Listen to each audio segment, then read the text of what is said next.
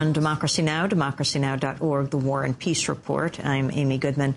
Iran says they've successfully launched their first domestically made satellite, raising renewed concerns about Iran's ambitions among American, European, Israeli officials.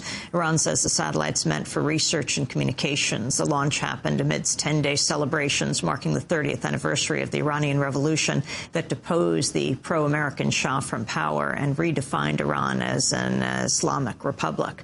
We'll have more on the missile launch and American policy toward Iran in our next segment. But right now, we're going to turn to the Nobel Peace Prize-winning Iranian human rights advocate, Shirin Ebadi. She is on a short visit to the United States, speaking out against both American and Israeli military threats to Iran, as well as the growing domestic repression of activists within Iran. In recent weeks, Ebadi herself has been the target of right-wing attacks in her country. Last December, security forces raided and shut down an organization she helped found, the Center for the Defense of Human Rights, and confiscated documents about her clients, who include some of Iran's most important political figures of the last 30 years. Since then, her former secretary was arrested, and right-wing crowds have gathered outside her home, accusing her of supporting the United States and Israel.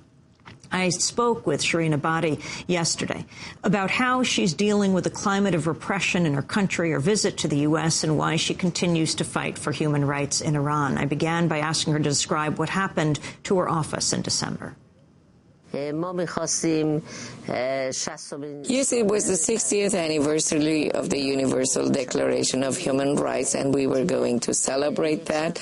An hour and a half prior to the celebration, the police came to the center and informed us that according to and pursuant to an oral order of the prosecutor, we have to close down the center and seal it. And so then what happened? I understand your secretary was also arrested. بله بعد از اون چند روز بعد به بهانه مالیات آمدند دفتر من. Yes, and a few days later they raided my private law office, and on the basis of an excuse of non-payment of taxes, they took the computers and several of my files away, although this was illegal and they had no right to do that. A few days even later, past that, they came to my house and they vandalized my house with spray paint and demonstrated against me.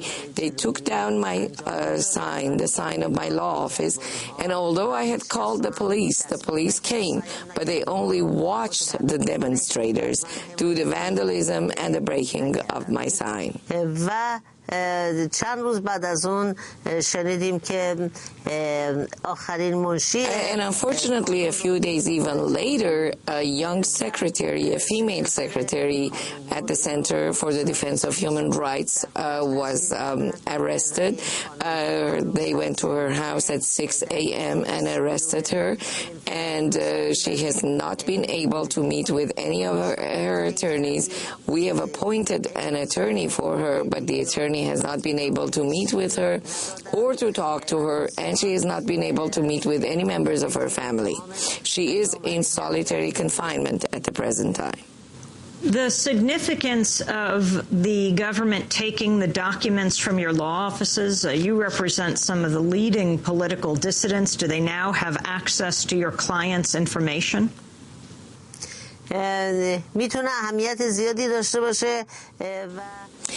Yes, they do have access to important information now. As you know, they have there is attorney-client privilege, and they should not have taken any of the files. What they did was illegal.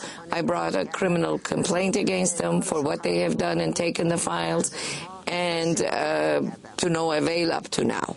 Shirin Ebadi, you had protesters outside your offices during the Israeli attack on Gaza, saying you supported the United States and you supported Israel.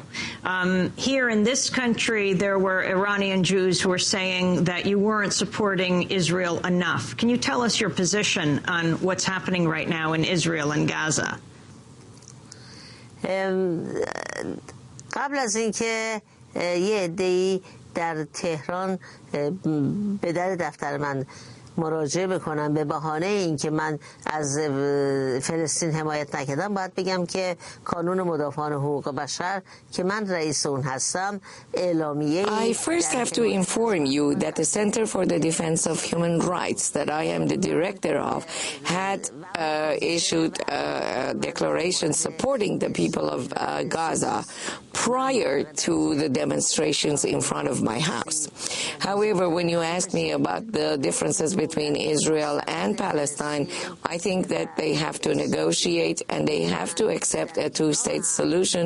The two of them should be able, the two states should be able to live in peace when both countries accept the two-state solution. I wanted to ask you about the statement of the Israeli Prime Minister frontrunner, Benjamin Netanyahu. He said at the World Economic Forum in Davos that preventing Iran from obtaining nuclear weapons ranks far above the global economy among the challenges facing leaders in the 21st century. I wanted to get your response. من معتقد هستم که خاورمیانه بایستی آری از I don't think that the Middle East needs nuclear weapons. I also don't think that Pakistan, India, or Israel need nuclear weapons. I think that they all should take measures in abolishing their nuclear weapons. What message do you bring to the United States as you've come here for several days to speak? من در درجه اول میخوام I first want to congratulate the people of the United States for having elected a president who believes in human rights and on his first day of office ordered the closing down of the Guantanamo prison. و در درجه بعد میخوام بگم که آمریکا یک ابرقدرت و رفتار سیاسی آمریکا سرمشق سایر کشورها. In the second instance, I want to say that America is a superpower and the political